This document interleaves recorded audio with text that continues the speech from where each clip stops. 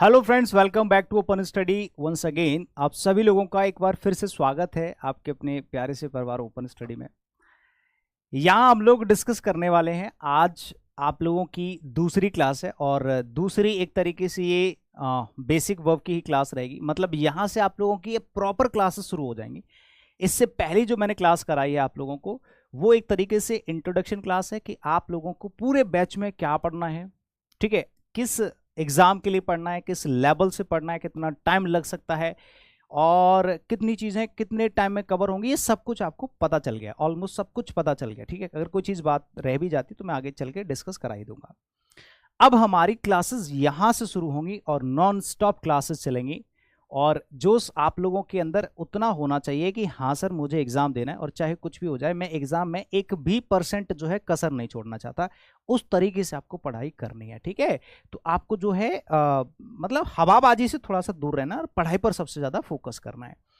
तो जैसा कि आप लोगों को थंबनेल यहाँ ऊपर दिखाई दे रहा है, क्या लिखा हुआ है, प्राइमरी ऑक्सिलरी वर्ब। मुझे बताने की जरूरत नहीं है कि असल में ये कहाँ से आया, मैं आपको ये क्यों पढ़ाने वाला हूँ, क्योंकि अगर आप इस क्लास को देख रहे हैं तो आपने पहली क्लास जरूर देखी होगी और अगर आपने पहली क्लास नहीं देखी है तो आपको देखनी चाहिए, और अगर नहीं भी देखी है तो भी कोई बात नहीं, मैं थोड़ा सा आपको पीछे की तरफ लेके चलता हूं, पिछली क्लास की तरफ, ठीक है। मैंने आपको पिछली क्लास में ये बताया कि ये तो आपका कंप्लीट इंग्लिश का सिलेबस है जिसमें ये इतने सारे टॉपिक्स होंगे आपके ग्रामर में, इतने टॉपिक्स होंगे आपके वोकैबुलरी में, इतना होगा कॉम्प्रिहेंशन में, ठीक है। एग्जाम आपका कोई भी हो आपको पढ़ना है कंप्लीट इंग्लिश फाउंडेशन, ठीक है। अब मैंने यहां पर बताया सबसे पहले पूरी ग्रामर में से अगर आपको कुछ भी पढ़ना है तो सर क्या पढ़ना चाहिए, तो ग्रामर में से मैंने सबसे पहला जो चैप्टर उठाया वो चैप्टर उठाया मैंने कौन सा भाई, वर्ब टॉपिक उठाया और उसको मैंने पहले डिटेल में एक्सप्लेन किया कि भाई वर्ब के अंदर क्या क्या होता है और उसके बाद मैंने एक वर्ब का ट्री बनाया। अब इसमें से आपने ये पता करना है कि सर अब पहले हम क्या पढ़ेंगे, तो मैंने ये भी बता दिया था पिछली क्लास में कि हम सबसे पहले प्राइमरी ऑक्सिलरी वर्ब पढ़ेंगे और वही चीज हम पढ़ने वाले हैं, ठीक है। तो अब आप लोग तसल्ली पूर्वक बढ़िया तरीके से पढ़ाई करते रहना, ठीक है। फिक्स टाइम बताइए, फिक्स टाइम मेरे प्यारे, आज 2 क्लास हुई है ना, इसीलिए 2 क्लास अलग अलग टाइमिंग पर है। वैसे आपका 11 बजे टाइमिंग है, फिक्स टाइम आपका 11 बजे है। और जिसको भी टाइमिंग से दिक्कत होती है मैं आपको पहले ही बता देता हूं, टाइमिंग एक बार जो है फिक्स कर दी गई है, जैसे 11 बजे। तो ये क्लास लगभग 4 महीने चलेगी, तो क्या मैं एक ही टाइम पर थोड़ा ना पढ़ाता रहूंगा, कभी कभी टाइम चेंज हो जाता है। तो आप लोग ये फिक्स टाइम मत समझो कि कौन सा टाइम, अभी फिलहाल 11 बजे इसका फिक्स टाइम है, ठीक है। तो 11 बजे रेगुलर क्लास रहेगी। इसके बाद 12 बजे आप लोगों की वोकैबुलरी की क्लास रहेगी।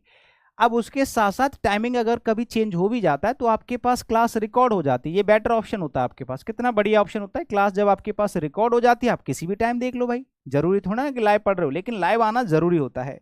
लाइव आना इसलिए जरूरी होता है कि हो सकता है आप लोगों को पढ़ने में अच्छा लगे, और अगर आपको थोड़ा बहुत भी किसी भी तरह की टाइमिंग वाइमिंग की इशू आ करे तो आप लोग बाद में क्लास देख सकते हैं, बस बात खत्म। चलिए शुरू करते हैं आज की क्लास। प्राइमरी ऑक्सिलरी वर्ब क्या होती हैं।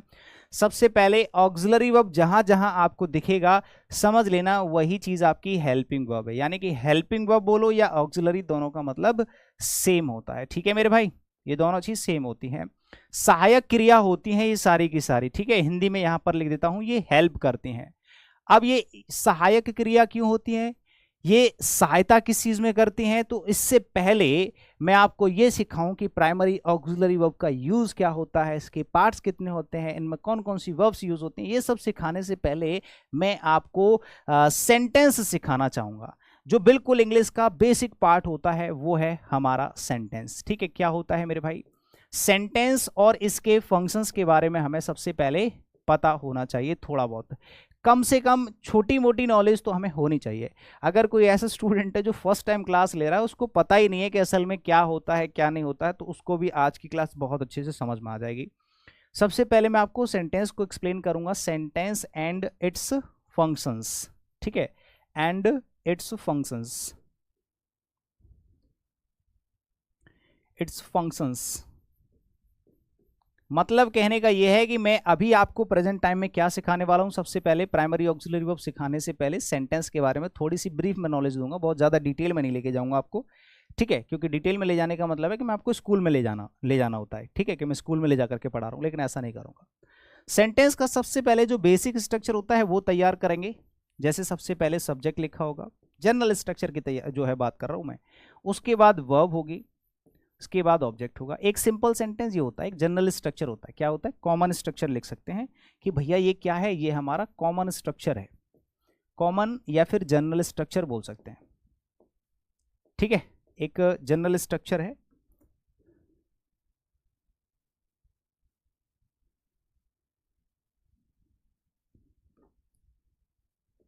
ये आपका एक जनरल स्ट्रक्चर है सेंटेंस का। ठीक है, इसको यहां से हटा के इधर लिख दूंगा मैं सहायक क्रिया। यहां पर लिख लो सहायक क्रिया।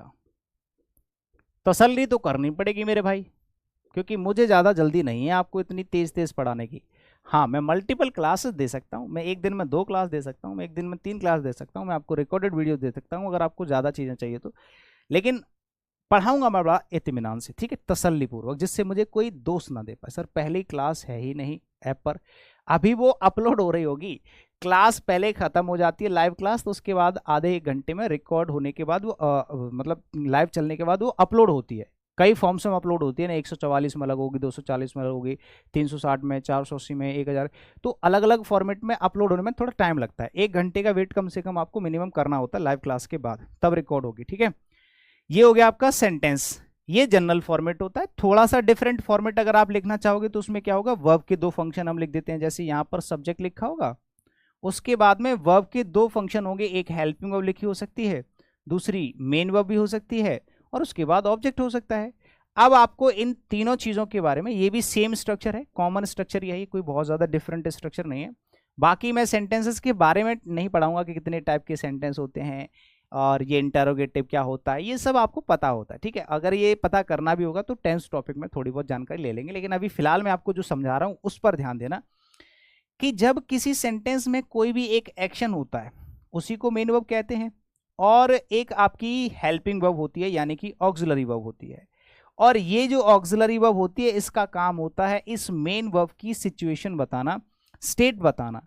हमेशा जो ऑक्सिलरी वर्ब होती हैं वो एक मेन वर्ब की स्टेट बताती हैं। स्टेट मतलब स्थिति बताती हैं कि ये कौन सी सिचुएशन में है, कौन सी स्थिति में है, कौन से टाइम में है, ये जो भी एक्शन हो रहा है वो कौन से टाइम में हो रहा है, यही हमारी ऑक्सिलरी वर्ब होती है। ठीक है, अब बात करते हैं सर सब्जेक्ट क्या होता है। तो सब्जेक्ट की जगह पर हम 2 पार्ट्स ऑफ स्पीच यूज करते हैं।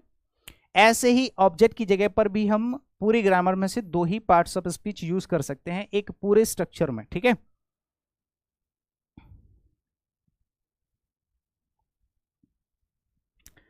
वन 120 क्लासेस वोकैबुलरी की जो है कंप्लीटली आपको पढ़ाई जाएंगी, उसमें आपको फेज 1 ही मिलना चाहिए। आप लोगों को मैं बाद में बताऊंगा। ठीक है, पुष्पा जो भी नाम है आपका, मुझे कॉल कर लीजिएगा, आपके पास मेरा नंबर है ना, आप मुझे कॉल करके पूछ लेना, मैं सारी डिटेल बता दूंगा। ठीक है, जिसको भी दिक्कत हो रही है वो मुझे कॉल करके पूछ लेना कि कैसे क्लास मिलेंगी वो कैब की। ठीक है, मैं बता दूंगा उसमें। सब्जेक्ट की जगह पर या तो आप यूज कर सकते हैं एक नाउन या आप यूज कर सकते हैं एक प्रोनाउन। ठीक है, हाँ, ऐसे ही यहां पर ऑब्जेक्ट की जगह पर या तो आपको मिलेगा एक नाउन या फिर मिलेगा आपको एक प्रोनाउन। ठीक है, यहां पर आपको 2 ही जो है पार्ट्स ऑफ स्पीच में से कोई तीसरा पार्ट्स ऑफ स्पीच एक सब्जेक्ट की जगह पर या ऑब्जेक्ट की जगह पर यूज नहीं होगा। अब प्रॉब्लम आती है यहां पर कि जब भी हमें किसी सेंटेंस के अंदर हमें वर्ब यूज करनी होती है तो ये वर्ब किसके अकॉर्डिंग यूज करते हैं, अपने सब्जेक्ट के अकॉर्डिंग यूज करते हैं, ये हमें पता होता है। अकेली वर्ब है तो या तो वर्ब की फर्स्ट फॉर्म आ सकती है, सेकंड फॉर्म हो सकता है। बहुत से लोगों को ये वाली बात समझ में नहीं आएगी क्योंकि ये सिंटेक्स का पार्ट है, ये इस वाला पार्ट है ही नहीं है।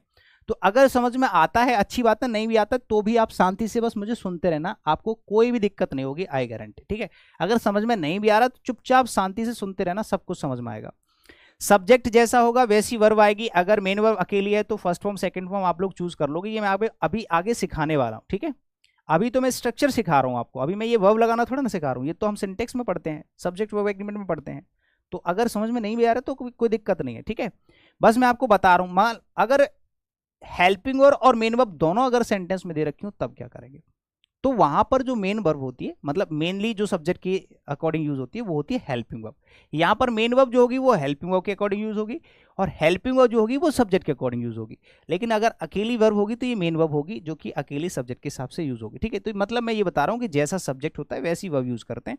यहाँ पर जो ऑक्सिलरी वर्ब होगी यानी कि जो हेल्पिंग वर्ब होगी वो अपने सब्जेक्ट के हिसाब से मैच करेगी। और यहाँ पर क्या आएगा, फर्स्ट फॉर्म आएगी, सेकंड फॉर्म आएगी, आईएनजी आएगी, थर्ड फॉर्म आएगी, ये डिपेंड करता है कि आपकी हेल्पिंग वर्ब क्या है।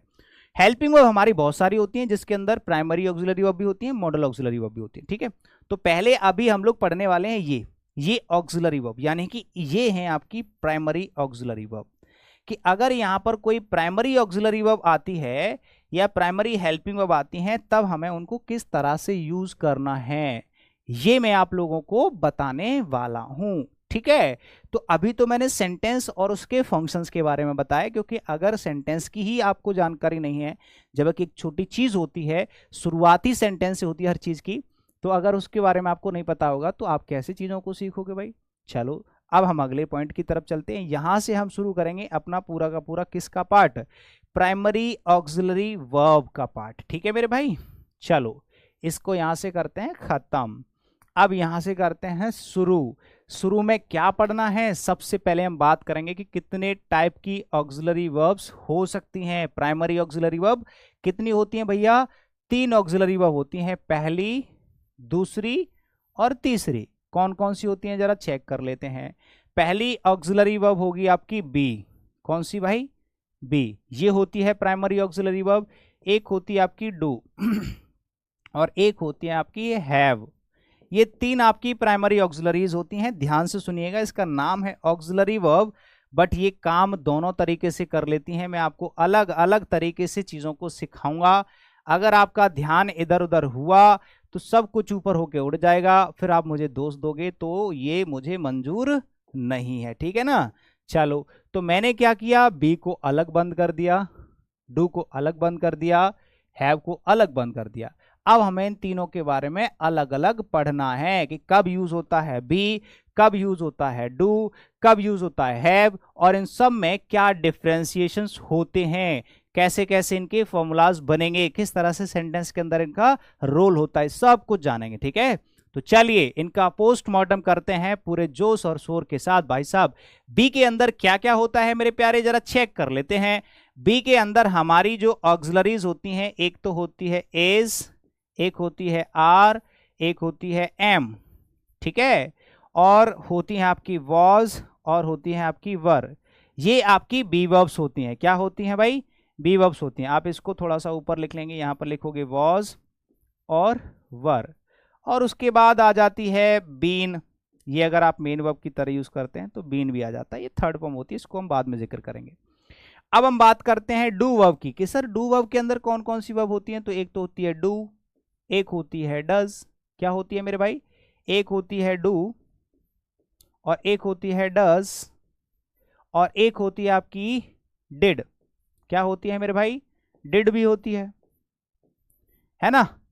और बाकी की चीजें हम बाद में बात करेंगे, यहां पर बीन भी हटा दो, सिर्फ ऑक्सिलरीज की बात कर रहे हैं। ठीक है, अब हम बात करते हैं हैव के अंदर कौन कौन सी वर्ब्स होती हैं। एक होती है हैज, एक होती है हैव और एक होती है आपकी हैड।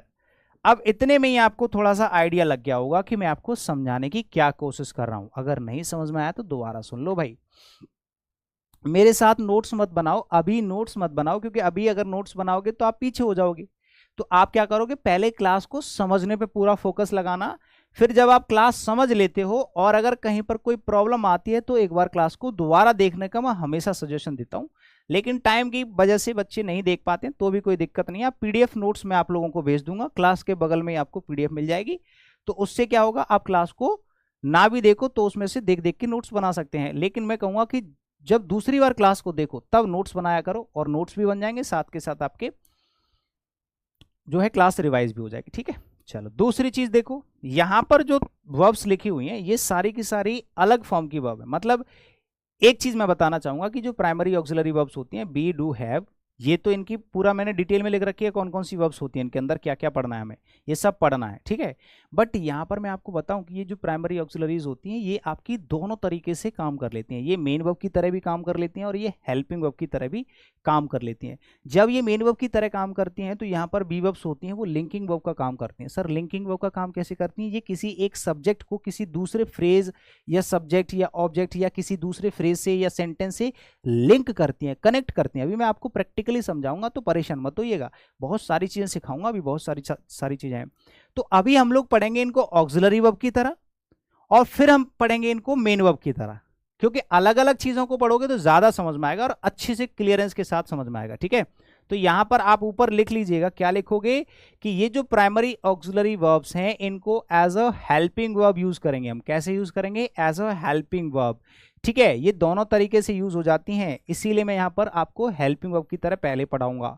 ठीक है, ये दोनों तरीके से यूज हो जाती हैं, ये आपकी हेल्पिंग वर्ब भी होती हैं और ये आपकी मेन वर्ब भी होती हैं, दोनों तरीके से काम कर जाती हैं। ठीक है, तो पहले हम कैसे पढ़ेंगे इनको? हेल्पिंग वर्ब की तरह पढ़ेंगे कि हेल्पिंग वर्ब की तरह ये कैसे काम करती हैं। मैंने कहा कि ये जो एसआरएम है इनको तो तब यूज करेंगे जब सेंटेंस हमारा क्या होगा? प्रेजेंट में होगा, और इनको तब यूज करेंगे जब सेंटेंस हमारा कहाँ होगा भैया? पास्ट में होगा। कहाँ होगा मेरे भाई? पास्ट में होगा। क्लियर है? इतना समझ में आ गया? चलो बहुत बढ़िया, कोई बात नहीं।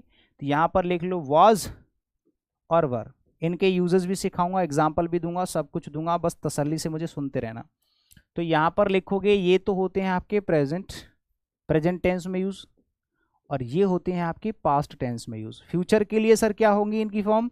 तो फ्यूचर के लिए इनमें से कोई भी फॉर्म इस्तेमाल नहीं करते हैं। फ्यूचर के लिए प्राइमरी ऑक्सिलरी वर्ब होती ही नहीं है। फ्यूचर के लिए मॉडल ऑक्सिलरीज होती हैं, will, shall, can, could, may, might, should, would, वो सारे के सारे फ्यूचर टेंस में आते हैं। ठीक है, तो फ्यूचर के लिए प्राइमरी ऑक्सिलरीज नहीं होते हैं, उसमें मॉडल ऑक्सिलरीज काम करते हैं। अच्छा, डू, डज, सेम, ये प्रेजेंट के लिए, ये पास्ट के लिए। हैज और हैव ये प्रेजेंट के लिए, ये पास्ट के लिए। ठीक है, तो यहां पर आप सेम फिर से लिखोगे, ये प्रेजेंट फॉर्म में यूज होते हैं और ये पास्ट में यूज होते हैं। ठीक है, ऐसे ये प्रेजेंट यूज होते हैं। कौन सा टाइप ऑफ सेंटेंस होगा वो अलग चीज है, परफेक्ट होगा या क्या होगा वो अलग चीज है, बस अभी आपको मैं टेंस सिखा रहा हूं कि कौन से टेंस में यूज होते हैं।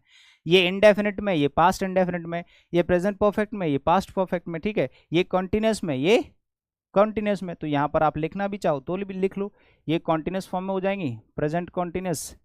ठीक है, ये प्रेजेंट इंडेफिनिट, ये टेंस में भी सिखाऊंगा, तो अगर आपको थोड़ी बहुत दिक्कत भी हो तो कोई दिक्कत नहीं है, इग्नोर करते चलना।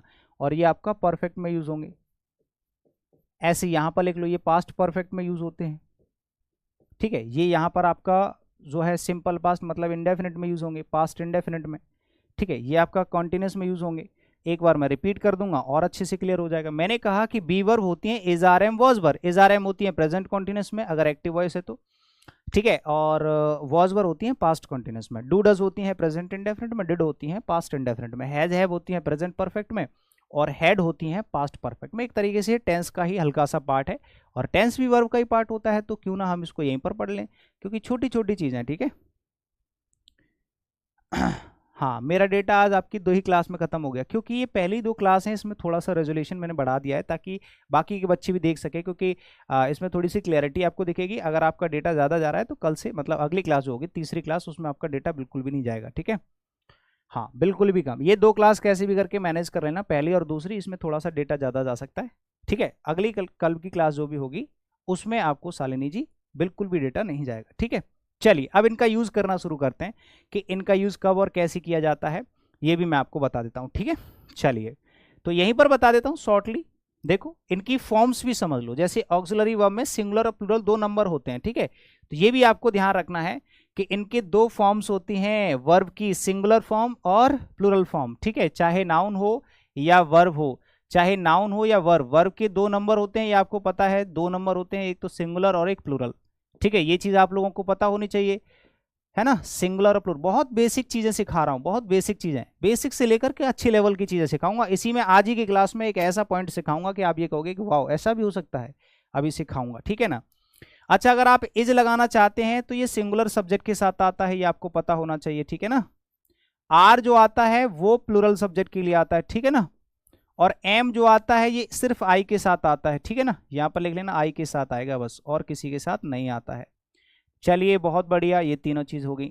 अब अगर वॉज लगाना है तो फिर से यही चीज, सिंगुलर फॉर्म होती है, वॉज तो सिंगुलर वर्ब होती है, तो ये सिंगुलर नंबर हो जाएगा, मतलब एक वचन के लिए। वर अगर आपको लगाना है मेरे प्यारे तो ये प्लूरल के लिए लगाते हैं, ये भी आपको पता होना चाहिए। जब ये चीजें बेसिक आपके क्लियर हो जाएंगे तो फिर आगे किसी भी तरह की कभी भी कोई हेजिटेशन आपको नहीं होगी। डू होता है हमेशा प्लूरल, याद रखना। डज होता है सिंगुलर, हमेशा याद रखना। अगर सब्जेक्ट सिंगुलर है तो डज लगाना, सब्जेक्ट प्लूरल है तो डू लगाना। प्रेजेंट इंडेफिनिट की बात करें, बहुत से लोग इसी में कंफ्यूज हो जाते हैं। अगर डिड है तो आपको याद रखना है, ये जो डिड है ये आपके दोनों के लिए इस्तेमाल होती है, मतलब ये सिंगुलर और प्लूरल दोनों के लिए इस्तेमाल होता है। ऐसे ही आगे चलते हैं। हैज जो होता है मेरे प्यारे साथियों ये सिंगुलर होता है, हैज जो होता है वो सिंगुलर होता है, ठीक है। और ये आपका जो हैव है ये आपका प्लूरल होता है, और ये जो हैड है ये दोनों के लिए होता है, मतलब ये सिंगुलर और प्लूरल दोनों के लिए होता है। समझ गए मेरी बात? अच्छा, अब इसमें एक और चीज आती है, सर जब ये ऑक्सिलरी वर्ब है, कोई भी सेंटेंस हो, जैसे हमने इससे पहले क्या सीखा था, जरा चेक कर लेना। अगर किसी सेंटेंस में, जरा ध्यान से सुनो मैं क्या कह रहा हूं मेरे भाई, जरा ध्यान से सुनना, सभी लोग इधर फोकस करो मेरी तरफ, मैं क्या कह रहा हूं। यहां जो हेल्पिंग वर्ब है इसके बगल में मेन वर्ब लिखी हुई है। क्या सर ये कंपलसरी है कि जहां पर हेल्पिंग वर्ब होगी वहां पर मेन वर्ब होगी? हाँ भैया, ये बिल्कुल कंपलसरी है। यहां पर लिख लीजिएगा, यहां पर लिख लीजिएगा, हेल्पिंग वर्ब यानी कि ऑक्सिलरी वर्ब, हेल्पिंग वर्ब यानी कि ऑक्सिलरी वर्ब, ऑक्सिलरी वर्ब के बाद मेन वर्ब का होना ये कंपलसरी है, ये जरूरी है, जरूरी है। अगर सेंटेंस में ऑक्सिलरी वर्ब दे रखी है और मेन वर्ब नहीं है तो समझ लो सेंटेंस गलत है।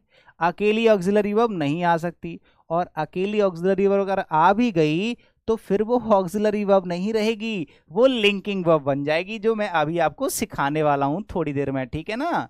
अच्छा, एक चीज और ध्यान रखना, कभी भी हेल्पिंग वर्ब अकेली नहीं आती, हेल्पिंग वर्ब अकेली नहीं आती, अकेली नहीं आती कभी भी, कभी भी। हाँ, बट लेकिन मेन वर्ब जो होती है, मेन वर्ब ये अकेली आ सकती है, अकेली एक सेंटेंस में यूज हो सकती है, अकेली यूज हो सकती है। अब कुछ लोग कह रहे होंगे सर हमें हिंदी में क्यों पढ़ा रहे हैं, इंग्लिश में क्यों नहीं पढ़ा रहे? तो इंग्लिश में समझ लो भैया, इफ यू वाना और if you create a sentence, if you wanna create a sentence, you should have to a main verb in a sentence, मतलब उस सेंटेंस के अंदर एक मेन वर्ब का होना कंपलसरी है, otherwise sentence will be wrong, ठीक है, सेंटेंस जो हो जाएगा गलत हो जाएगा। अच्छा, अगर विदाउट हेल्पिंग वर्ब सेंटेंस बन रहा है तो बन सकता है, without helping verb sentence can be made, but without main verb we can't create a single sentence, हम एक सिंगल सेंटेंस भी नहीं बना सकते, ठीक है। तो मेरी प्रायोरिटी है कि हर तरह का स्टूडेंट जो है समझ जाए। इंग्लिश मीडियम वाला होगा वो हिंदी समझ जाएगा, बट हिंदी मीडियम वाला कभी कभी इंग्लिश नहीं समझ पाता है मेरे दोस्त, तो इस बात का हमेशा ध्यान रखना, ठीक है। तो मेन वर्ब अकेली यूज हो सकती है। अच्छा, इसमें भी कंडीशन होती है कि मेन वर्ब की थर्ड फॉर्म कभी अकेली यूज नहीं होती, या तो फर्स्ट फॉर्म हो सकती है या फिर मेन वर्ब की सेकंड फॉर्म हो सकती है, कभी भी थर्ड फॉर्म अकेली नहीं आती, ये भी ध्यान रखना, अकेली थर्ड फॉर्म कभी नहीं आती। तो छोटी सी बात थी, फिर से मैं आपको फोकस कर रहा हूं, मैंने आपको पहले ही बोल दिया है कि अगर कोई पॉइंट आपको समझ में नहीं भी आता है, टेंशन नहीं लेनी है, चुपचाप ध्यान से सुनते रहना, ठीक है, ध्यान से चुपचाप सुनते रहना, एट द एंड आपको सब कुछ समझ में आएगा, आई गारंटी 100% समझ में आएगा, ठीक है। बस अभी पूरी इस रामायण में आपको एक ही चीज फोकस करनी है कि हेल्पिंग वर्ब अगर सेंटेंस में है तो उसके बगल में मेन वर्ब जरूर आएगी, ठीक है। चलो ध्यान रखना, मेरा नंबर जो है आप किसी भी क्लासरूम से ले सकते हैं, किसी भी क्लास में नीचे नंबर चलता है यूट्यूब वगैरह पे, यहां पर भी लिख देता हूं जिसको चाहिए, 7351706883, ये है नंबर, ठीक है। इस पे आप लोग कांटेक्ट कर सकते हैं किसी भी जानकारी के लिए। चलो थोड़ी देर में मैं इसको हटा दूंगा, समझ गए मेरी बात। अब हम चलते हैं बैक टू पवेलियन, इधर आ जाते हैं। आपने कहा सर मान लो ये ऑक्सिलरी वर्ब है सारी की सारी, ये भी ऑक्सिलरी वर्ब है, ये भी ऑक्सिलरी है, ये भी है, तो इनके बाद तो मेन वर्ब आना है, और इसके बहुत सारे क्वेश्चन आपके एग्जाम में, छोटे छोटे एग्जामिनेशन में, जैसे एमटीएस का पेपर हो गया, और आपका जीडी का पेपर हो गया, दिल्ली पुलिस का पेपर हो गया, या एयरफोर्स का पेपर हो गया, टीचिंग का पेपर हो गया, टीचिंग एग्जामिनेशन, सीजीएल की बात नहीं कर रहा, ठीक है ना, बैंक पीओ की बात कर रहा। बैंक पीओ में भी कभी कभी क्वेश्चन आ जाता है, बैंक में भी, क्योंकि ग्रामेटिकल बहुत लेवल हल्का आता है बैंक में, बट कॉम्प्रिहेंशन थोड़ा हाई आता है, ठीक है। तो इस तरह के एग्जामिनेशन में इस तरह का क्वेश्चन पूछा जाता है, किस तरह का, जो मैं आपको सिखाने वाला हूं कि इनके बाद में जब आप मेन वर्ब लिखते हैं उसकी अप्रोप्रिएट फॉर्म आपको पता होनी चाहिए, अप्रोप्रिएट फॉर्म पता होनी चाहिए। तो अब मुझे क्या करना पड़ेगा भाई, इसी को कॉपी करना पड़ेगा, क्योंकि इसमें अकेले मैं समझा नहीं सकता, तो यहां से आपको कुछ चीजें मिटानी है, ठीक है। जैसे मैंने कहा कि सर अगर मुझे इनके साथ में अगर मेन वर्ब यूज करनी हो तो कौन सी फॉर्म में यूज करूंगा, वो मैं आपको यहां पर सिखा रहा हूं, जरूर जरूर ध्यान से सुनिएगा, ठीक है। हाँ, इसको हटा देते हैं, ये तो हमने सीख लिया सिंगुलर प्लूरल, अगर नहीं सीखा है तो ये लिखा हुआ ऑलरेडी पिछले वाले पेज पर, टेंशन मत लेना, ये मत सोचना कि सर ने तो मिटा दिया, हमने तो पढ़ना था, ये भी लिखा हुआ है, मिटा कुछ नहीं है, सिर्फ आपको मिलेगा, आपसे छीना कुछ नहीं जाएगा, तो हमेशा याद रखना कि इनके बाद आपको आईएनजी यूज करनी है, ठीक है, आईएनजी यूज करनी है। वर्ब जब भी आएगी इज आर एम के बाद में आईएनजी लगाना है, लेकिन ये तब तक होता है जब तक सेंटेंस एक्टिव वॉइस में होता है। ये एक्टिव वॉइस होता है तब तो आप आईएनजी लगाओगे, और अगर पैसिव वॉइस होता है तब वहां पर जो है वर्ब की थर्ड फॉर्म भी आ जाती है, तो टेंशन लेने वाली बात नहीं है, ठीक है। वर्ब की थर्ड फॉर्म कब आती है? पैसिव वॉइस में आती है। इसे अब अभी हम लोग नहीं समझ रहे हैं, ठीक है। आप जनरली सुन लो कि नॉर्मल सेंटेंस में जब आप प्रेजेंट कॉन्टिन्यूस में यूज करोगे तो यहां पर आईएनजी आएगा, ठीक है। अब हम बात कर लेते हैं नीचे वाले जगह, जैसे वॉज वर्ब लिखा, इसके बाद में भी जो भी मेन वर्ब लिखी जाती है उसको आप आईएनजी फॉर्म में लिखोगे, ठीक है। तो ये दो चीज आ गई कि अगर इज आर एम के बाद आपको वर्ब लिखनी है तो आईएनजी फॉर्म में लिखोगे, वॉज वर्ब के साथ आईएनजी लगाओगे, ठीक है। अगर डू डज आता है, सबसे ज्यादा क्वेश्चन यहां से पूछा जाता है, यहां से जरा ध्यान से सुनिएगा कि डू हो या डज हो, ये प्लूरल ये सिंगुलर ये तो पता होता है, बट इनके बगल में जो भी मेन वर्ब लिखी होती है उस मेन वर्ब को हमेशा फर्स्ट फॉर्म में लिखना मेरे भाई। कभी कभी आपको इसमें सेकंड फॉर्म या थर्ड फॉर्म लिख के दे देगा, या आईएनजी लगा देगा, या एसएएस लगा देगा, यहां पर डज भी लगा होगा और आगे एसआईएस भी लगा होगा, गलत हो जाएगा। ध्यान रखना है सिर्फ और सिर्फ मेन वर्ब की फर्स्ट फॉर्म आनी है, ना इसमें एसएएस लगाओगे ना ही कुछ और लगाओगे, ठीक है ना। इंग्लिश ऊपर से चली जाती है लेकिन अब नहीं जाएगी। मोहम्मद आदिल क्या नाम है तुम्हारा? ऐसे डिड के साथ आपको करना है कि मेन वर्ब की सेकंड फॉर्म नहीं यूज करना है, इसके साथ में फर्स्ट फॉर्म यूज करनी है हमेशा, ठीक है ना, इतना ध्यान रखना। अगर हैज या हैव या हैड में से कुछ भी आता है तो इनके साथ में जो भी मेन वर्ब आप यूज करोगे, यानी कि जो भी एक्शन आप यूज करोगे उसको आप थर्ड फॉर्म में यूज करोगे, यानी कि पास्ट पार्टिसिपल थर्ड फॉर्म में यूज करना है। जैसे मैंने कहा गो, वेंट और गॉन, गो, वेंट और गॉन, ये तीन फॉर्म हो गई। छोटे से लेवल की चीजें बात करता हूं। अगर आपको इज आर एम के साथ लगाना है तब तो इसमें आईएनजी लगा दोगे, गोइंग हो जाएगा। सेकंड फॉर्म अकेली आती है, ये कभी किसी के साथ आती नहीं है, ठीक है। अगर थर्ड फॉर्म लगाओगे तो यहां लगाओगे, ठीक है। तो ये छोटी सी चीजें आप लोगों को पता चली गया होगा, चाहो तो इसको लिख लीजिएगा। जैसे ये सेकंड फॉर्म है, first form, second form, third form. ये क्या है? आपकी फर्स्ट फॉर्म, ये आपकी सेकंड फॉर्म और ये आपकी थर्ड फॉर्म। इतना तो आपको पता चली गया होगा कि मैंने क्या बताने की कोशिश करी है। बहुत छोटे लेवल की चीजें। अब हमको बस कुछ नहीं करना, जो सीखना था हमने सीख लिया, जो कुछ भी सीखना था हमने सीख लिया ऑक्सिलरी वर्ब के बारे में, बस अब हमें इनके क्वेश्चंस बनाने हैं, मतलब सेंटेंसेस बनाने हैं, ठीक है। एक तो छोटे लेवल के सेंटेंसेस बनेंगे जिस तरह के मैंने आपको यहां पर सिखाए हैं, जैसे कि ही के साथ इज आता है या आर आएगा, ये आपको पता करना है, मैं नहीं पता करूंगा, ठीक है मेरे दोस्त। तो ये ऐसे सेंटेंसेस बन जाएंगे। कुछ आपके जो अल्टीमेट लेवल के क्वेश्चंस बनेंगे वो मैं आपको अभी थोड़ी देर में बनाना सिखाऊंगा, सब कुछ बनाना सिखाऊंगा, ठीक है। हाँ, ये जरूर लिखे रखे रहना हेल्पिंग वर्ब की तरह, क्योंकि ये मेन वर्ब की तरह भी यूज होते हैं ना, तो वहां पर अलग कॉन्सेप्ट होंगे, अभी वो भी सिखाऊंगा। पहले मैं सिर्फ हेल्पिंग वर्ब सिखा रहा हूं आपको, ठीक है ना। मैंने कहा मेरे प्यारे साथियों, मैंने ऐसे लिख दिया, ही के साथ में डू लगा दिया, ही डू नॉट वर्क हार्ड, वो मेहनत नहीं करता है। तो आपको क्या लगता है, बताओ क्या लगता है, ये सेंटेंस सही होना चाहिए? भैया छोटे छोटे सेंटेंस है तो मैं आपको ज्यादा कंफ्यूज करूंगा ही नहीं। यहां पर ही की जगह ही के साथ में डू नहीं लगाओगे, डज लगाओगे। क्यों? क्योंकि ये सिंगुलर है तो डज आना चाहिए। अगर यहीं पर किसी ने ऐसे लिख दिया होता, you you you was going to market yesterday, तो बताओ इस सेंटेंस में आपने क्या देखा भाई? यू के साथ वॉज लगा दिया, जबकि ये तो सिंगुलर होता है, ठीक है। यहां आईएनजी लगा, ये तो ठीक है। ये वर्ब की फर्स्ट फॉर्म में देखो जरा, चेक कर लो, डू के साथ में फर्स्ट फॉर्म लगी हुई है, बट यहां पर वर आना चाहिए, ठीक है। क्या आना चाहिए? वर आना चाहिए। मैंने एक और सेंटेंस लिख दिया मेरे ब्रदर, एक और सेंटेंस क्या लिखा? आई डिड नहीं, हाँ, आई डिड नॉट कंप्लीटेड, ये बहुत बार क्वेश्चन पूछा गया है। I did not completed my homework, मैंने अपना काम नहीं किया कंप्लीट।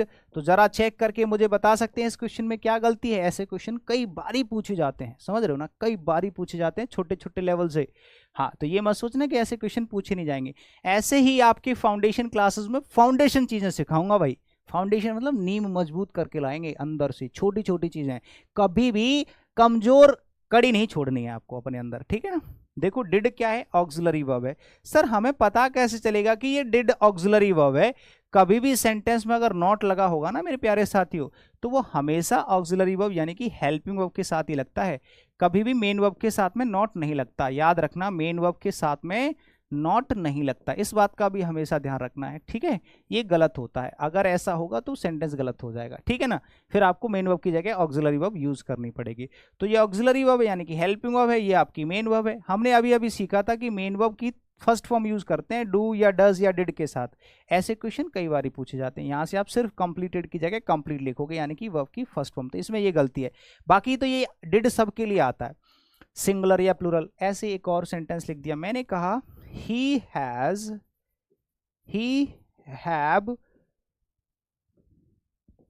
complete his work, वो अपना काम कंप्लीट कर चुका है। तो इस सेंटेंस को कौन जरा बताएगा, चेक करके बताओ मुझे। फर्स्ट फॉर्म लगेगा, वेरी गुड। शिवा, गुप्ता, दिनेश, शालिनी, अभिषेक, बहुत सारे लोग हैं, बताओ। बहुत सारे लोग हैं आज तो, चलो 380, काफ़ी सारे लोग आज, क्लास फ्री है ना इसीलिए बहुत सारे लोग आए हैं आज क्लास में, ठीक है। चलो देखो इसमें क्या गलती है, सिंपल सी बात है, सब्जेक्ट आपका सिंगुलर है तो यहाँ पर वर्ब सिंगुलर होनी चाहिए, हैव नहीं होना चाहिए, हैज़ होना चाहिए। क्या होना चाहिए, हैज़ होना चाहिए। दूसरी चीज़, इसके साथ में वर्ब की थर्ड फॉर्म होनी चाहिए, और यहाँ पर उसने कंप्लीट कर दिया है तो आपको इसको थर्ड फॉर्म में करना पड़ेगा, ये परफेक्ट है, ठीक है मेरे भाई। ऐसे ही किसी ने ऐसे बोल दिया, मान लो किसी ने बोल दिया, अब हो गए सारे वर्ड, बस इतना ही चीज़ सीखनी है आपको। थोड़ा सा मैं वापस लेके चलता हूँ इन्हीं चीज़ों पे, ठीक है, थोड़ा सा वापस लेके चलता हूँ, यहाँ पर आ जाते हैं। अभी इनके बहुत सारे सेंटेंस दोबारा से बताऊंगा, ठीक है। अभी और भी बहुत सारे सेंटेंसेस बनाऊंगा, इन्हीं को इनको पुख्ता एक क्लास में सिर्फ हम यही पढ़ेंगे, आज की क्लास में सिर्फ यही पढ़ेंगे और इसको खत्म कर देंगे बिल्कुल जड़ से। आज के बाद कभी भी प्राइमरी ऑक्सिलरी वर्ब में हमें दिक्कत नहीं आने की, ठीक है। तो ये सब चीज़ें समझ ली आप लोगों ने, बहुत बेसिक लेवल से, बहुत अच्छे से, सब कुछ यही छोटे छोटे सेंटेंस थे, हमने थोड़े से बना लिए। अब हम बात करते हैं नेक्स्ट लेवल की, अगले पॉइंट की बात करेंगे मेरे भाई।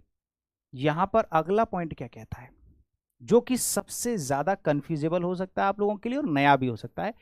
आप यूँ कह सकते हैं कि कुछ नया सीखने को मिला आज की क्लास में, कुछ नया मतलब बहुत ज़्यादा नया मिल गया।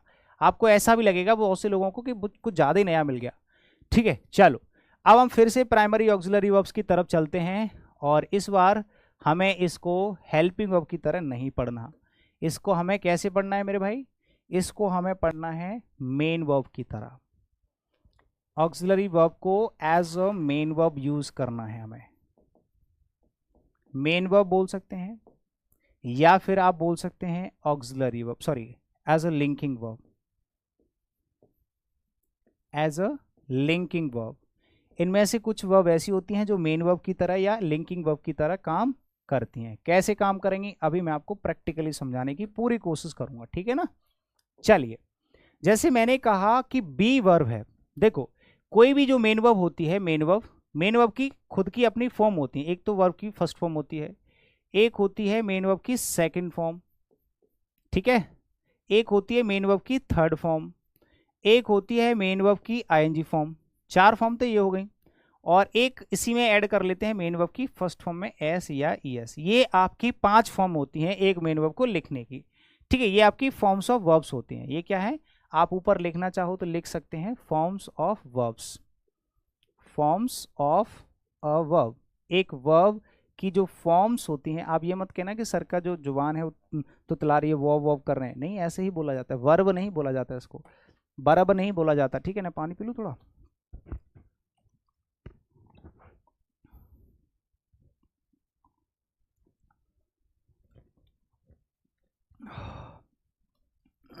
देखिए जरा, मेन वर्ब की फर्स्ट फॉर्म या एस फॉर्म या सेकंड फॉर्म, थर्ड फॉर्म या आईएनजी फॉर्म, ये फॉर्म्स होती हैं, ठीक है। इन्हीं में से कोई ना कोई फॉर्म यूज होती है बस मेन वर्ब की। अब मान लो मुझे बी या डू या हैव, बी या डू या हैव, इनको मेन वर्ब की तरह यूज करना है। कैसे यूज करना है, मेन वर्ब की तरह यूज करना है, बी, डू और हैव। तो मान लो अगर मैं इसको मेन वर्ब की तरह यूज करूंगा तो भाई हर एक मेन वर्ब की अपनी फॉर्म्स होती हैं, लगभग 5 फॉर्म होती हैं, और 5 नहीं तो कम से कम 3 फॉर्म तो आपको याद रखनी है, first form, second form, third form. क्योंकि आईएनजी फॉर्म तो फर्स्ट फॉर्म में ही लगता है, तो फर्स्ट फॉर्म याद है तो आईएनजी फॉर्म भी याद हो जाएगी। एसएआईएस भी फर्स्ट फॉर्म में लगता है तो वो भी आपको याद हो जाएगा। ठीक है, अब आपको क्या करना है जरा चेक कर लेते हैं। जैसे मान लो मुझे बी को यूज करना है एज अ मेन वर्ब, ऐसे ही मुझे डू को यूज करना है एज अ मेन वर्ब, और ऐसे ही मुझे हैव को भी यूज करना है एज अ मेन वर्ब। ठीक है ना, मेन वर्ब की तरह। तो जरा ध्यान से सुनिएगा, अगर इनको मेन वर्ब की तरह यूज करोगे तो ये अब ऑक्सिलरी वर्ब की तरह काम नहीं करेंगे, इनके साथ ऑक्सिलरी वर्ब लगी होगी एक और, ये अब मेन वर्ब की तरह काम करेंगी। अब ये इसके साथ में ऑक्सिलरी वर्ब हो भी सकती है, नहीं भी हो सकती है। ठीक है, ये आपको ध्यान रखना है, ये अकेली भी यूज हो सकती है या ये ऑक्सिलरी वर्ब के साथ भी यूज हो सकती है। ठीक है, अब हम बात करते हैं इनकी फर्स्ट फॉर्म, सेकंड फॉर्म और थर्ड फॉर्म की। जैसे मैंने कहा कि अगर मैं बात करूं बी वर्ब की, तो सर बी वर्ब की फर्स्ट फॉर्म क्या होती है? तो बी वर्ब की फर्स्ट फॉर्म होती है एक तो बी, ठीक है, ये फर्स्ट फॉर्म होती है, या फिर इज होती है, या फिर आर होती है, या फिर एम होती है। ये आपकी हो जाती है मेरे प्यारे साथियों क्या, वर्ब की फर्स्ट फॉर्म। क्या हो जाती हैं? वर्ब की फर्स्ट फॉर्म हो जाती है, ये हो गई आपकी फर्स्ट फॉर्म।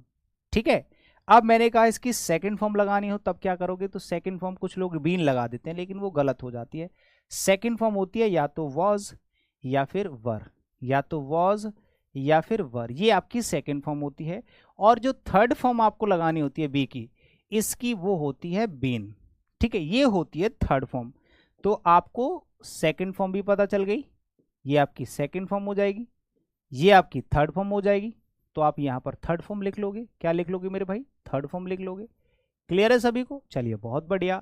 अब आप कहोगे एक और चीज, अच्छा क्लास का टाइमिंग हो गया क्या सर की का? नहीं हुआ अभी, चलो बहुत टाइम बाकी है अभी तो। अब हम बात करते हैं सर कि डू को अगर हमें यूज करना हो फर्स्ट फॉर्म में तो कैसे करेंगे? तो डू की फर्स्ट फॉर्म होती है डू। ठीक है, क्या होती है? डू फर्स्ट फॉर्म होती है। डू की फर्स्ट फॉर्म क्या होती है मेरे भाई? डू होती है, तो यहां पर आप डू लिखोगे। सेकंड फॉर्म क्या होती है? डज होती है, सॉरी डिड होती है। क्या होती है? डिड। और थर्ड फॉर्म क्या होती है? डन होती है। समझ गए मेरी बातें? ये आपकी थर्ड फॉर्म हो गई। ऐसे ही यहां पर बात करोगे कि सर हैव की जो है फर्स्ट फॉर्म क्या होती है? तो हैव की फर्स्ट फॉर्म होती है हैव। सेकंड फॉर्म क्या होती है सर? हैड। और थर्ड फॉर्म क्या होती है सर? हैड। ठीक है भाई।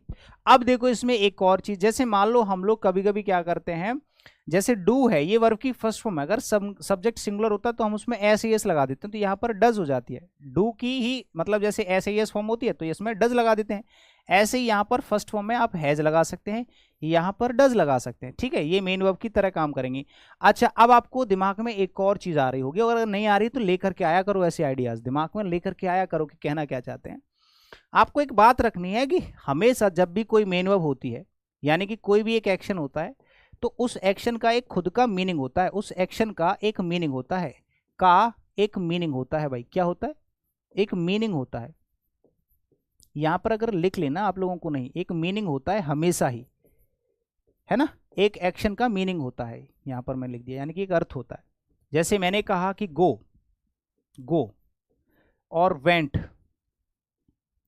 या फिर गॉन, ये तीन फॉर्म हो गई मान लीजिए, तो इनका एक अपने आप में मीनिंग है भाई। इसका क्या अर्थ होता है गो का? मतलब इसका एक मीनिंग है जाना। क्या मतलब इसका? जाना। तो ऐसे ही हर एक मेन वर्ब का अपने आप में एक मीनिंग होता है। तो सर क्या बी का कोई हिंदी में मीनिंग होता होगा? बिल्कुल होता है। क्या डू का कोई मीनिंग होता है? बिल्कुल होता है। क्या हैव का कोई मीनिंग होता है? भैया बिल्कुल होता है, क्यों नहीं होता? तो मैंने कहा सर बी का मतलब क्या होता है, तो मैं कहूंगा इसके दो मीनिंग होते हैं भाई। एक मीनिंग, इसके दो मीनिंग होते हैं। कितने मीनिंग भाई? एक मीनिंग इसका ये होता है और एक मीनिंग इसका ये होता है। दो मीनिंग इसके होते हैं। इसका सिर्फ एक ही मीनिंग होता है और इसके भी दो मीनिंग होते हैं, इसके भी दो मीनिंग होते हैं भैया।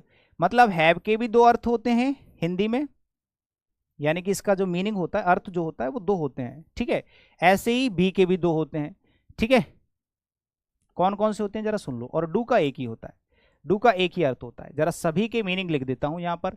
देखो डू का मतलब तो सभी को पता होता है कि इसका मतलब होता है करना। अगर आप किसी भी काम को कर रहे हैं तो उसको बोलते हैं करना। करना मतलब मैं करता हूं, कर लिया, या फिर करूंगा या कर चुका हूं, मतलब ऐसे करके यूज करते हैं। ठीक है, वो डिपेंड करता है कि आप किस ऑक्सिलरी वर्ब के साथ लगा रहे हैं।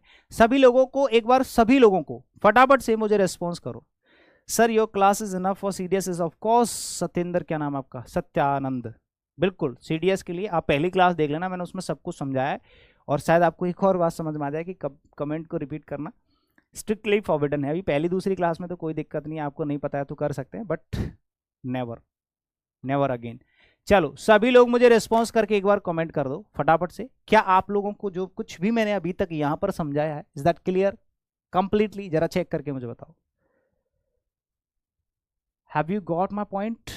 चेक करके बताओ, दिस इज कंप्लीटली क्लियर्ड और नॉट? क्या ये जो कुछ भी मैंने अभी समझाया है ये सब कुछ क्लियर्ड है या नहीं? बताओ फटाफट से सभी लोग, है ना? जल्दी बताओ, फिर मैं आपको आगे और लेकर के जाऊंगा बढ़िया तरीके से।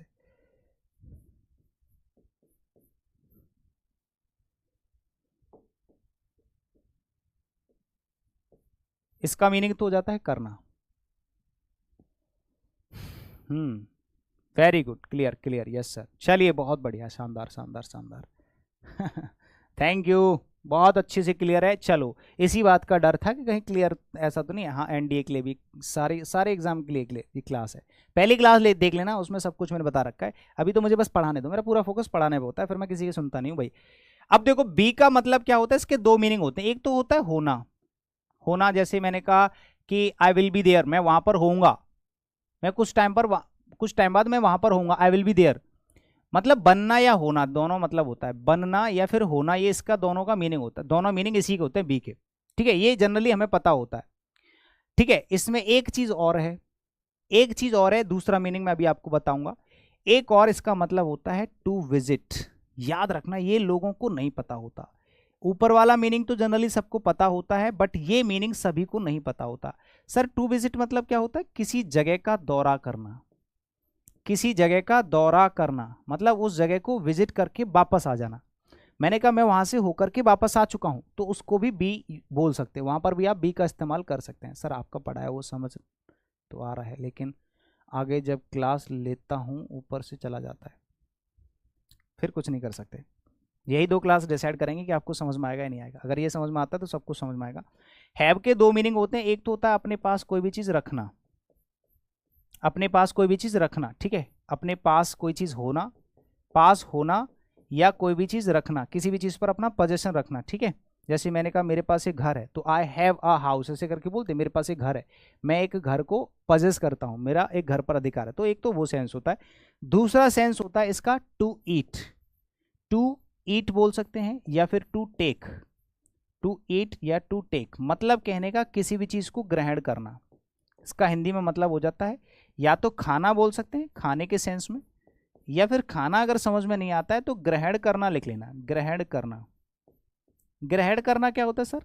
जैसे मान लो आप कोई चीज टेक कर रहे हैं, मतलब ले रहे हैं, जैसे मैंने कहा मैं अपना खाना खा रहा हूँ या मैं चाय पी रहा हूँ, तो मैं चाय ग्रहण कर रहा हूँ, मतलब अंदर लेना, अपने अंदर में समा लेना, किसी भी चीज को लेना, अंदर टेक करना। ऐसा अगर नहा भी रहे हो ना तो भी आप हैव यूज कर सकते हैं। I am having my bath ऐसे करके बोल सकते हैं, आई एम हैविंग टी ऐसे करके भी बोल सकते हैं, I am having my food ऐसे ही बोल सकते हैं, ऐसे करके। तो इसका मतलब जैसे ईट का जो मीनिंग होता है, टेक का जो मीनिंग होता है, वही हैव का मीनिंग होता है। ठीक है, हैजिंग मत कर देना, ये तो सिर्फ सिंगुलर सब्जेक्ट के लिए आता है, या डजिंग मत कर देना।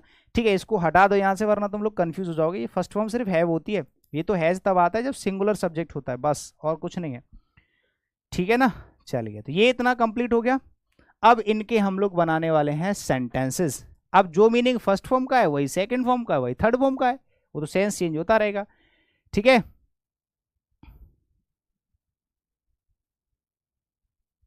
बहुत बढ़िया। अब देखो जरा नेक्स्ट, अब मैं आप लोगों के लिए, अब ये फाइनल क्लास खत्म हो जाएगी।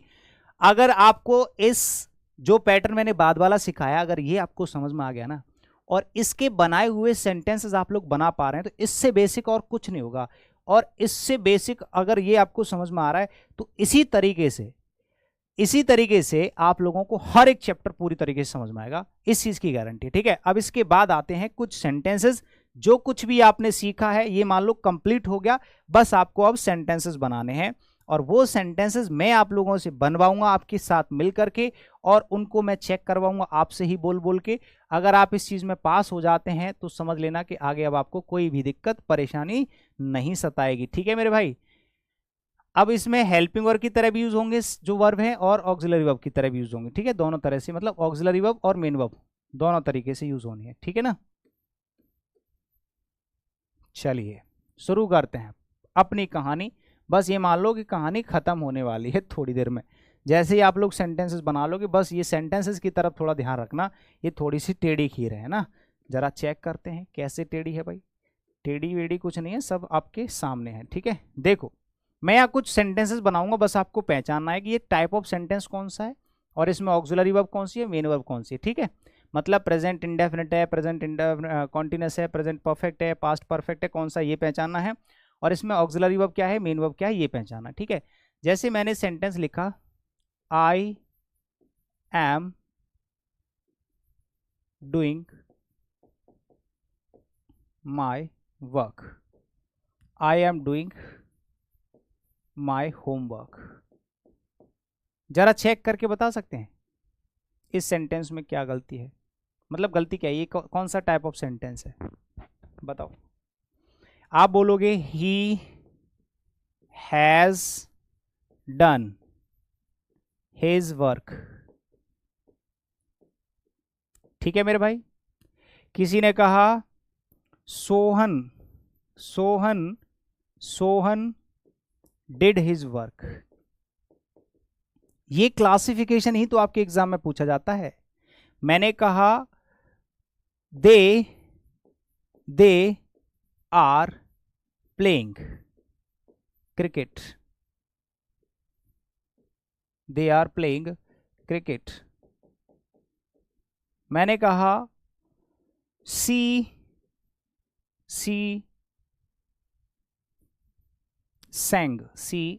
sang a song। ठीक है, मैंने कहा आई एम वॉचिंग मूवी।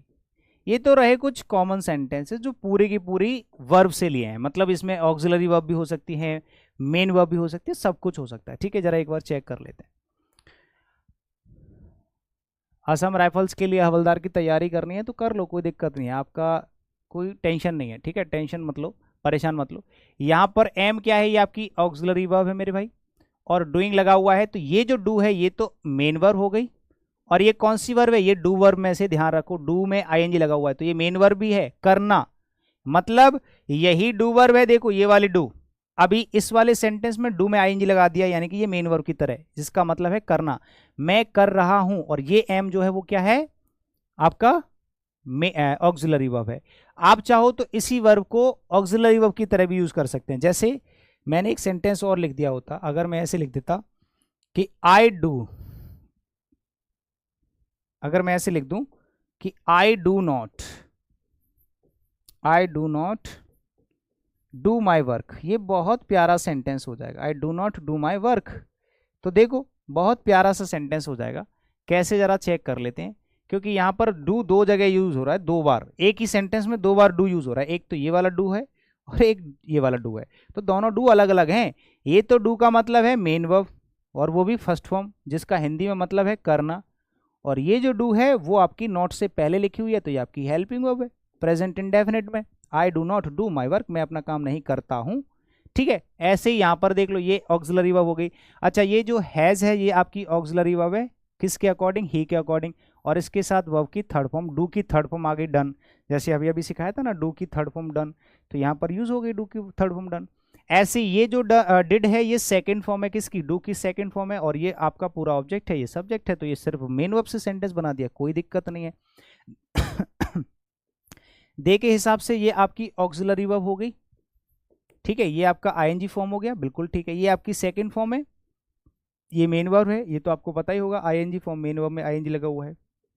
ठीक है, सेकंड फॉर्म है, ये आपकी ऑक्सिलरी वर्ब है, बहुत क्लियर सा है। अब इसके बाद मैं आपको थोड़े से डिफरेंट टाइप के सेंटेंसेस सिखाने वाला हूं। जैसे मैं आपको एक तरह का सेंटेंस लिखूंगा और उसको आप लोगों को चेंज करते हुए जाना। ठीक है, मैंने एक सेंटेंस लिखा, आई एम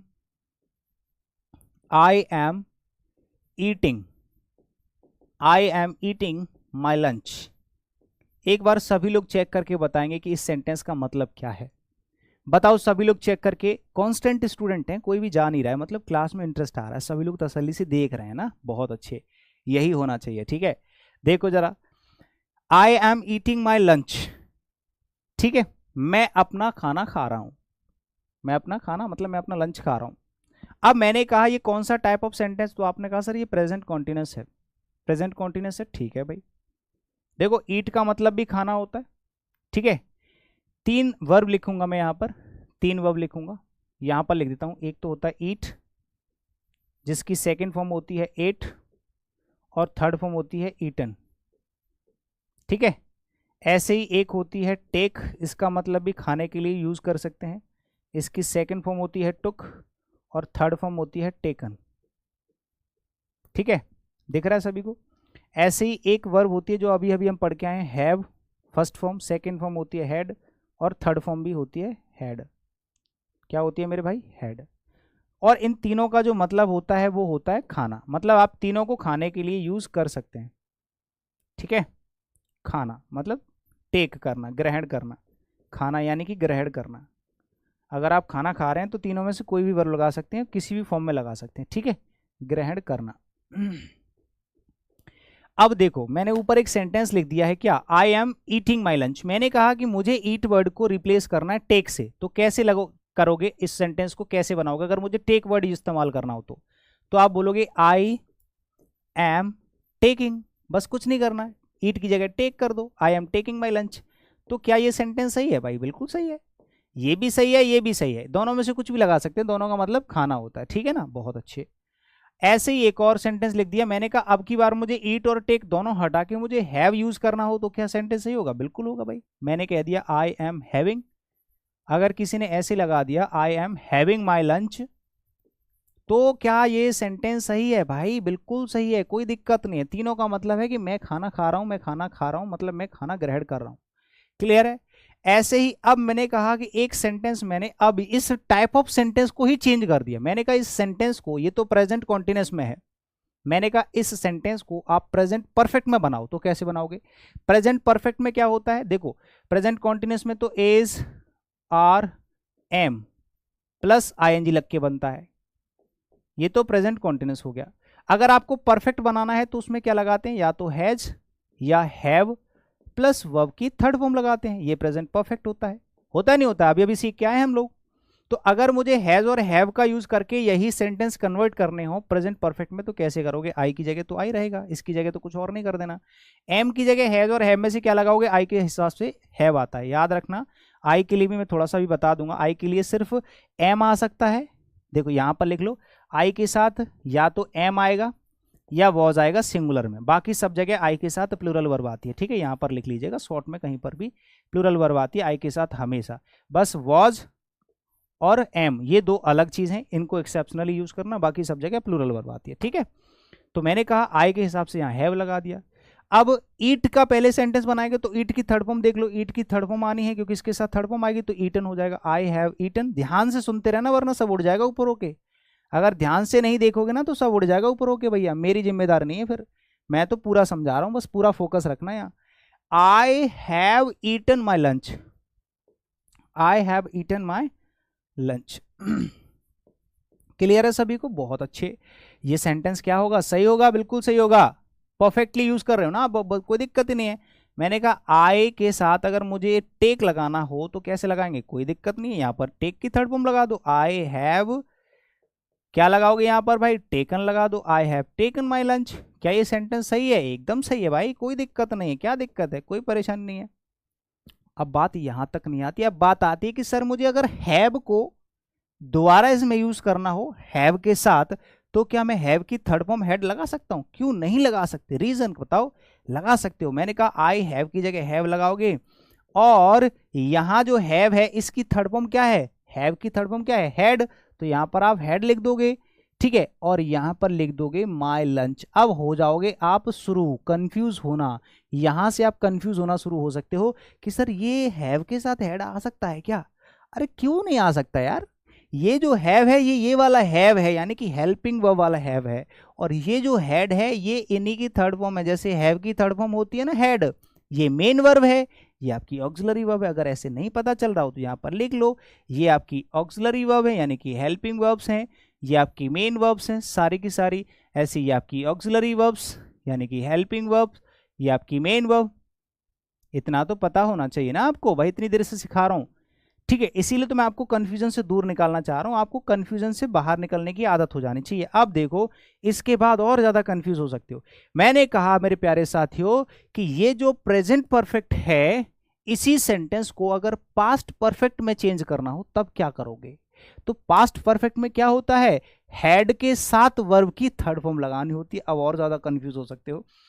पास्ट परफेक्ट में अगर बनाओगे तो पास्ट परफेक्ट में क्या करना पड़ता है पता है ना? वहां पर आपको क्या करना पड़ेगा, इसको थोड़ा अलग कर देते हैं, सेपरेट थोड़ा सा।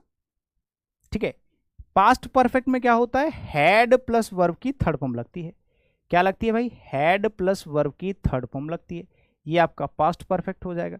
अगर मुझे इससे कुछ सेंटेंसेस बनाने हो तब क्या करेंगे, दोबारा से बनाते हैं। बस यहां पर आपको हैड करना और कुछ नहीं करना। तो कैसे बनाओगे, I had eaten, I had eaten my lunch, I had eaten my lunch. क्या ये सेंटेंस सही है? ऑफ कोर्स सही है, 100% सही है। अगर किसी ने बोल दिया I had taken my lunch, क्या ये सेंटेंस सही है भैया? 100% सही है। कैसा है सेंटेंस? एकदम सही है। क्लियर? अच्छा, अगर किसी ने ऐसे बोल दिया आई हैड और had my lunch, is that clear? Is that correct? This sentence is correct और नॉट? बताओ, चेक करके बताओ, क्या आई हैड माई लंच ये सेंटेंस ग्रामेटिकली यहां सही है या गलत है? सभी लोग कमेंट करके बताओ अभी के अभी, फटाफट जल्दी कमेंट करो, सभी लोग कमेंट करो।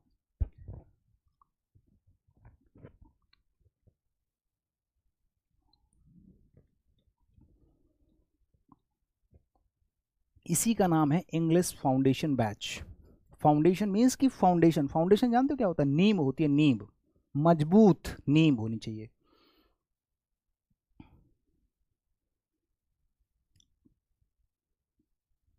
बताओ जल्दी से फटाफट। यहां पर जरा एक बार चेक करो, मुझे जल्दी से कमेंट करके बताओ क्या ये सही है? बिल्कुल सही है भाई, ऑफ कोर्स 100% सही है। सेंटेंस एकदम करेक्ट सही है, क्योंकि ये जो हेड है ना, ये आपकी ऑक्सिलरी वर्ब है, यानी कि हेल्पिंग वर्ब है। और ये जो हेड है ना, ये मेन वर्ब की थर्ड फॉर्म है। तो ये खाने वाला हेड हो गया और ये उसकी हेल्प करने वाला पास्ट परफेक्ट वाली हेल्पिंग वर्ब हो गई। ठीक है, लॉजिकली करेक्ट है, हर तरह से करेक्ट है वो, लॉजिकली, सिस्टमेटिकली, ग्रामेटिकली, हर तरह से सही है। ठीक है, श्रवण कुमार को गलत लग रहा है लेकिन सही है। इतनी देर से जब सिखाते हुए ला रहा हूं, फोकस फोकस फोकस फोकस, फिर भी आप लोग यहाँ पे आके कंफ्यूज हो ही गए। अभी एक और सेंटेंस सिखाऊंगा, ये तो तड़ो चलो ठीक है, स्ट्रक्चरली सब कुछ सही है आपके सामने, और वो भी ऊपर से फोकस करा के ला रहा हूं, तब आप यहाँ पर आके तब भी एक दो बच्चे कंफ्यूज हो रहे हैं। लेकिन आपको कंफ्यूज नहीं होना, ये सेंटेंस सही है। ये हैड जो है वो हैव की थर्ड फॉर्म है, और ये हैड जो है हेल्पिंग, और बात खत्म। इसका मतलब क्या हो जाएगा कि वो अपना खाना खा चुका था, ये खाना हो गया, ईटन का जो मतलब है वही हेड का मतलब है, और ये हेल्पिंग वर्ब है, बात खत्म। यही हेड हेड वाला लॉजिक बोल रहा था, अब क्लियर हुआ है? अच्छा, बहुत बढ़िया, शाबाश। चलिए, तो अभी इतना आपको समझ में आ गया। ये तो हुआ आपका आज की मतलब ऑक्सिलरी वर्ब का पूरा पार्ट कंप्लीट है। बस जाते जाते मैं आपसे एक सेंटेंस पूछना चाहूंगा, बस। इन सब कुछ सीखने के बाद भी हमें जब कोई क्वेश्चन पूछता है, फिर हमारा क्वेश्चन गलत क्यों हो जाता है पता है? सब कुछ आपने पढ़ लिया, फिर भी आपका क्वेश्चन गलत कैसे हो जाता है? क्योंकि वही चीज है, बस उसने दूसरे तरीके से पूछ लिया, फिर आप टीचर को दोष देते हो। जैसे मैंने पूरा पढ़ा दिया, अब मैं आपसे क्वेश्चन पूछूंगा और जो पढ़ाया है वही पूछूंगा, फिर भी आपको क्वेश्चन का आंसर नहीं आएगा। देखो जरा कैसे। ऐसे एग्जामिनर आपसे क्वेश्चन पूछता है, मैंने आपसे एक सेंटेंस पूछा, ठीक है, आई हैव, एक सेंटेंस पूछ रहा हूं, ठीक है, आई हैव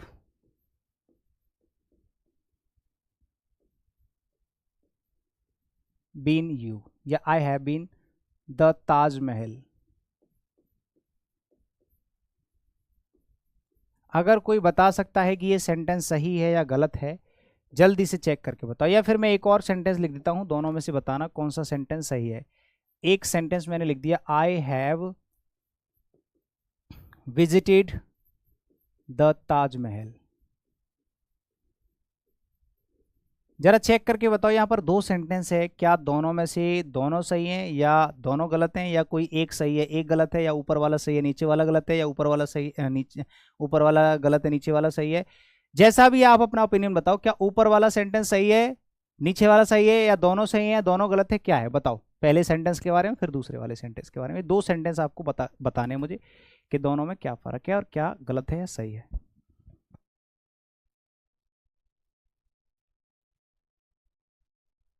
मत करेक्ट मत लिखो, कौन सा करेक्ट है ये लिखो। प्रैक्टिस सब यही कराऊंगा मैं, इस क्लास खत्म होते ही, जैसे primary auxiliary verb model auxiliary verb complete हो जाएंगे, फिर मैं आपको प्रैक्टिस कराऊंगा, डोंट वरी, ठीक है। अभी से कह रहे हैं सर दोनों सही हैं, रवि कह रहे हैं सर दोनों करेक्ट हैं, पहला वाला करेक्ट है, दिनेश कह रहे हैं दूसरा वाला फिर कैसा सही है गलत है, दोनों सही हैं गुरुजी, सेकंड सही है, सेकंड वाला सही है तुषार अहमद। एक दो लोग हैं जो बता रहे हैं कि पहला गलत है और दूसरा सही है, लेकिन ज़्यादातर लोग कह रहे हैं, अभिषेक फिर बता रहे हैं कि सर सेकंड सही है, दोनों करेक्ट लग रहे हैं। देखो मतलब कहीं ना कहीं डाउट सा है, और ज़्यादातर लोगों ने फिर भी सही जवाब दिया, ज़्यादातर लोगों इतनी उम्मीद नहीं थी कि आप लोग सही जवाब दे दोगे, ज़्यादातर लोगों ने सही जवाब दिया, इसका मतलब है कि आपका पूरा फोकस था सीखने पे, मतलब आपने पूरी क्लास देखी अच्छे से, तभी आप लोग ज़्यादातर सही बता रहे हैं कि दोनों सही हैं। वरना अगर किसी को फर्स्ट टाइम, जैसे मान लो अगर मैं आपको प्राइमरी ऑक्सिलरी वर्ब नहीं सिखाता और मैं आपसे डायरेक्ट आते ही ये सवाल पूछ लेता कि बताओ I have been the Taj Mahal, ये सही है गलत है, तो आप में से ज़्यादातर लोग गलत बताते, या फिर मैं आपको दोनों सवाल पहले ही पूछ लेता तो आप दोनों में से एक तो गलत बताते। लेकिन यहाँ पर जब आपने चीज़ें सीख ली हैं तो आपको इतना तो पता चल गया कि दोनों सेंटेंस सही हैं, लेकिन उसके बावजूद भी दिल अंदर से गवाही नहीं दे रहा कि यार कुछ तो गड़बड़ सा लग रहा है। I have been the Taj Mahal क्या मतलब है, मैं ताजमहल हो चुका हूँ, पहले मैं लाल किला हुआ करता था, उससे भी पहले मैं शाहजहां हुआ करता था, अब मैं लाल किला हो गया हूँ, अब मैं ताजमहल हो चुका हूँ। तो यहाँ पर हम लोगों ने बी और बीन का मतलब जो है होना पढ़ रखा है, इसीलिए हमें ये सेंसिबल नहीं लगता, लेकिन हम ये वाली चीज़ भूल जाते हैं कि बी का मतलब होना भी होता है और विजिट करना भी होता है। जैसे मैंने अभी अभी थोड़ी देर पहले आपको बताया था कि दो तरह से इसके मीनिंग होते हैं, अगर इसको मेन वर्ब की तरह यूज़ किया जाए तो इसके दो मीनिंग होते हैं, एक तो होता है होना और एक होता है विजिट करना, ठीक है, विजिट करना। तो कहने का मतलब है कि किसी भी चीज़ को जो मतलब नीचे वाले सेंटेंस का है सेम मीनिंग दोनों का है, दोनों का सेम मीनिंग है, याद रखना सेम अर्थ है, दोनों का सेम मीनिंग है। आप यहां पर लिख सकते हैं दोनों का क्या है, सेम मीनिंग है, क्योंकि यहां पर विजिटेड का मतलब भी वही होता है, टू विजिट, विजिट बोलो या फिर टू बी बोलो, टू बी बोलो या टू विजिट बोलो, दोनों का मतलब सेम होता है, ठीक है। यहां पर लिख लीजिएगा दौरा करना,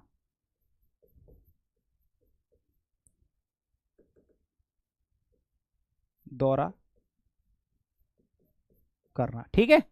तो ये आप लोगों को समझ में आ ही जाएगा, इसीलिए ये सेंटेंस भी सही है। यहां पर ये कह रहा है कि मैं ताजमहल को विजिट कर चुका हूं, मैं ताजमहल को विजिट कर चुका हूं, मतलब मैं वहां पर होकर के वापस आ चुका हूं, वही सेम मीनिंग इसका है, दोनों का मतलब सेम है। तो कहने का मतलब ये याद रखना है कि बीन जो है वो as a main verb use हो सकती है और उसके दो मीनिंग में से कोई सा भी मीनिंग हो सकता है। सो आई होप कि आज का सेशन आप लोगों को पूरी तरह से कंप्लीटली अच्छे से समझ में आ गया होगा और सारे के सारे कॉन्सेप्ट्स क्लियर होंगे।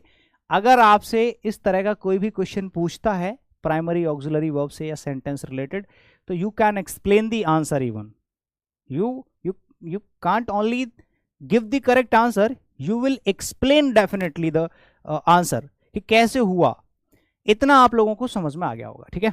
तो चलिए, थैंक यू सो मच आज के इस प्यारे से लवली सेशन के लिए, धन्यवाद आप सभी लोगों का, शुक्रिया आप लोग आए, ठीक है। और आज से आप लोगों की बाकी की क्लासेस भी रेगुलरली स्टार्ट हो चुकी हैं। कुछ बच्चों के डाउट्स हैं कि सर वोकैब की क्लास कैसे कर दी, ये दे दी वो लोग मुझे कॉल कर लेंगे, जो मैंने आपको नंबर दिया है, आपकी सारी की सारी समस्या सॉल्व आउट कर दी जाएगी, आपको बता दिया जाएगा कि कैसे कैसे क्या क्या होने वाला है। और जाकर के पिछली वाली एक वीडियो और देख लेना, इससे भी पहले एक और डेमो क्लास दी है वो भी देख लेना, ठीक है। डेमो क्लास में एक फर्स्ट वाली क्लास होगी, वो भी देख लेना, ठीक है। बाकी ये दो क्लास आप लोगों को बहुत अच्छे से समझ में आनी चाहिए। मिलते हैं कल की क्लास में सुबह 11 बजे रेगुलर क्लासेस के साथ। तब तक के लिए धन्यवाद। इस बार हम एसएससी भी फोड़ेंगे और इस बार हर एक एग्जामिनेशन को फोड़ेंगे, बढ़िया तरीके से इंग्लिश को तैयार करेंगे, एक भी % कमी नहीं छोड़ेंगे, ठीक है। चलिए शुक्रिया, thank you so much, bye bye, take care, thank you.